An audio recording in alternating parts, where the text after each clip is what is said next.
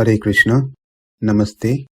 Chapter 15 is entitled as Purushottama Vidya, Purushottama Yogam. Sloka 20, Part 3. Iti guhya-tamaṁ śāstram, idam uktaṁ mayānagha, etad buddhvā buddhimān syāt, kṛta-kṛtyaś bhārata.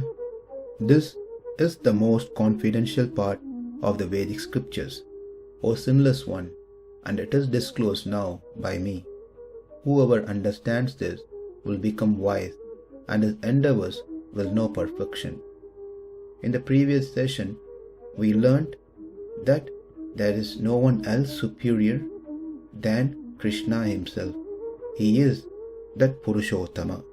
Now that raises another question. If he is supreme, but then we see from the scriptures that Indra gives a result to his devotees. Varuna, who is pleased by the worship of his devotees, gives certain result to his devotees. Are these devatas who gives a result, or the sacrifice that is being performed itself gives the result? That means the Supreme Lord, Sri Krishna, is not part of this program. He doesn't have the control of what is being given to others. Let's see what Vedavyasa says in Brahma Sutra. In Paladhikarana, he says, Palamata upapattehe, meaning the Lord alone gives the results because that is reasonable.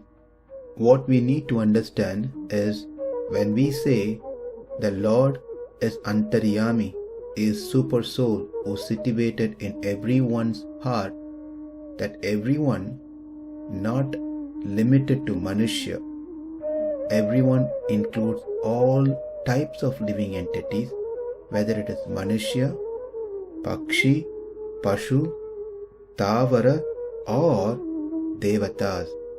It is not that he is only Paramatma for the earthly living entities and not for those who are above the earth, the Bhuloka.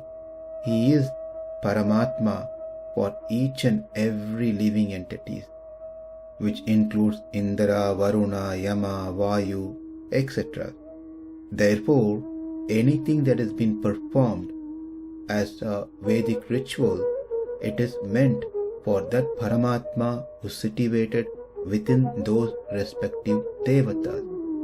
Let's understand this with some reasoning. Why the living entities are worshipping various devatas? We develop certain interest in worldly objects. That desire of wanting to enjoy the worldly objects comes from our previous vasanas. That vasana drives us to attain something for our own enjoyment. For us to enjoy certain things, then we certainly have to perform some action. By performing certain action that is mentioned, performing certain rituals that mentioned in the Vedas towards a particular deity, we attain the result that we wanted from that particular deity. This is what Krishna said in 7th chapter, 20th sloka. Kāmaistaistair kṛta-kṛtyaś prapatyantanya devataha tam niyamam astaya prakritya niyatha svaya. Those whose intelligence has been stolen by material desires surrender unto devatas, demigod, and follow the particular rules and regulations of worship according to their own nature.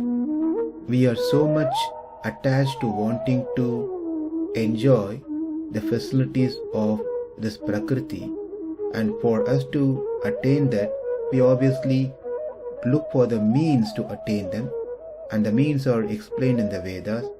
By following those rituals which are mentioned in the Vedas, one able to get what they want for their enjoyment, either in this world or in the higher planetary system like Svargaloka. And Krishna says, yo yo yam yam tanum bhaktah shraddhayarchitam ichchati tasya tasyachalam shraddham tameva vidadhamyaham.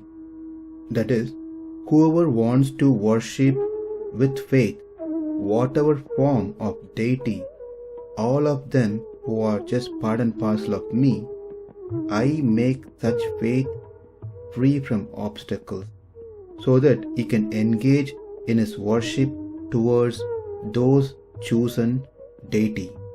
Then Krishna says, Sataya shraddhaya yuktah tasyaradhanam ihate labate cha tatak kāman mayeva vihitan hitan. Through such steadfast worship towards that particular deity, devata, who are part and parcel of me, he gets the desired result.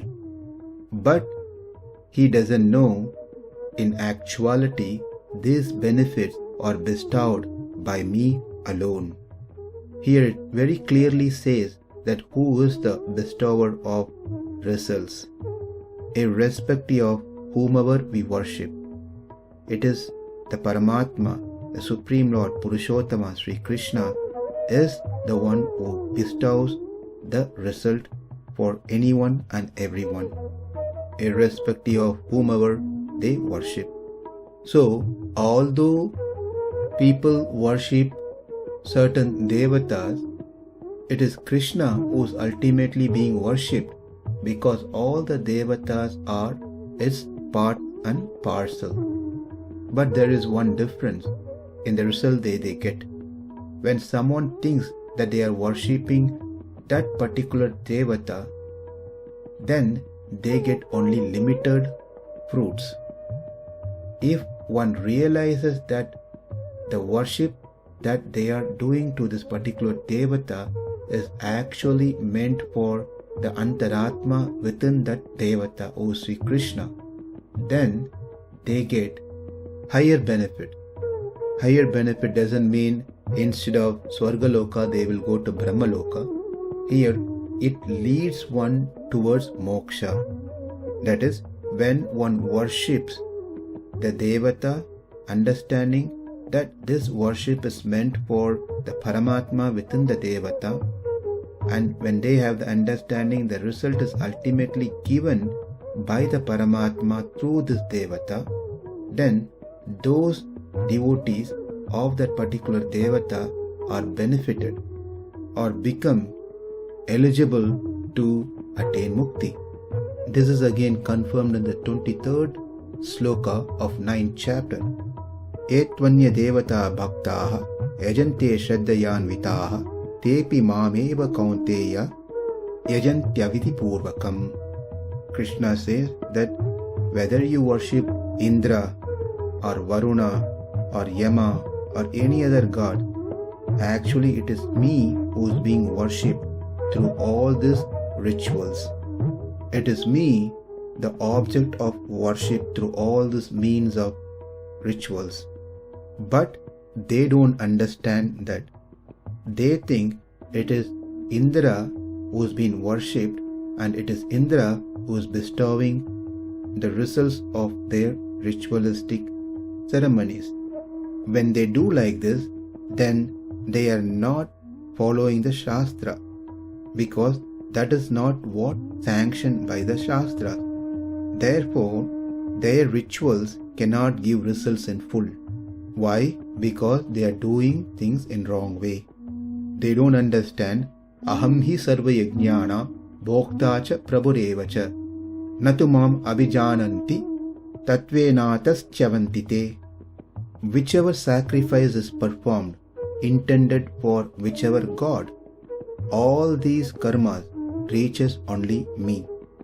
That is to say, it is only Krishna who is being principally worshipped in these rituals, and I alone, Krishna alone, is the bestower of rewards.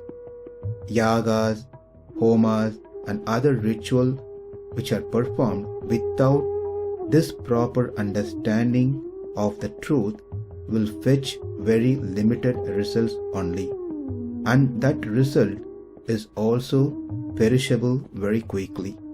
which is also said in the 7th chapter, 23rd sloka, antavattu palam tesham tad bhavati alpamedasham.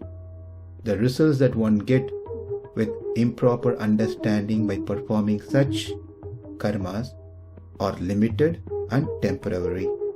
It is said, Akashat patitam toyam yata gacchati sagaram sarvadeva namaskaraha keshavam pratigacchati. As the water that falls down from the rain from anywhere in the sky finally reaches the ocean, similarly, the worship of any devatas ultimately reaches the Purushottama, who is situated as Antaratma within that particular devata. But if they don't understand this, they get very limited temporary result. When they understand this, they get unlimited permanent result, which is the abode of the Supreme Lord. And this is what said in Brahma Sutra as Palamata Upapattehe, as it is also said in Brihad Aranyaka Upanishad. Vijnanam Anandam Brahma Ratir Dhatuhu Parayanam. The Lord is full of knowledge, full of bliss, and the giver of the results of sacrifice and the goal of the sacrificer. And also in the same Upanishad, it is said, Sava Esha Mahan Aja Atma Anado Vasudhanaha. The great unborn Lord is the eater of food and the giver of wealth. What it means is that the sacrifice is consumed, received by Krishna, and he is the one who bestows the result for such sacrifices. If we consider that particular devata is actually the giver, then there is a problem. Say, I perform a puja for Indra, yaga for Indra, and the time I choose was pretty close to the pralaya. What happens is, during the pralaya, the Indra is gone, the current Indra is gone. And when the Srishti happens, new Indra has been appointed. The puja that I did for that particular Indra is no more present. I was trying to please that Indra, not this Indra. But the Shastra says, any ritual that one performs as per the Vedas, they must get the result. But in this scenario, that Indra whom I worship no more exists, is gone. How will the new Indra ever know what I did? And this Indra, the new Indra, is not the one whom I try to please. Therefore, he is not going to give me the results of my worship. At the same time, as Vedas confirms, I must get the result of my worship. So who is going to make sure I get my result by following the Vedas? Answer is simple. The Antaratma who was present within the heart of past Indra, ex-Indra, is the same Antaratma who is present in the current new Indra as well. Therefore, he remembers, he knows what I have done and what I need to get. He makes sure Krishna, who is Paramatma within the Indra, current Indra, makes sure that I get my result through this current Indra.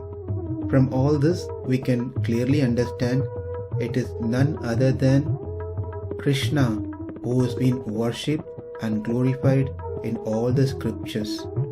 He is the bestower of the result. It is not the devatas who gives the result. So what is punya and what is papa is said as punya punyo ishvara priti kopam. When our actions pleases the Lord, then it is punya. When our actions displeases the Lord, then it is papa. When the Lord sees that we are following the injunction given in the scriptures sincerely, then he is happy, and that becomes our punya. when the Lord sees that we are not following the injunction given in the scriptures, that makes him angry. That becomes our papa. So we don't need to go and research what is sinful activity, what is pious activity, what is papa and punya. It's simply that action which pleases the Lord is punya, and those actions which displeases the Lord are papa. The next question comes is, does the Lord is saguna or nirguna? Does he have qualities, attributes, or he is devoid of any qualities? That will be our lesson to learn in the next session. Namaste. Hare Krishna.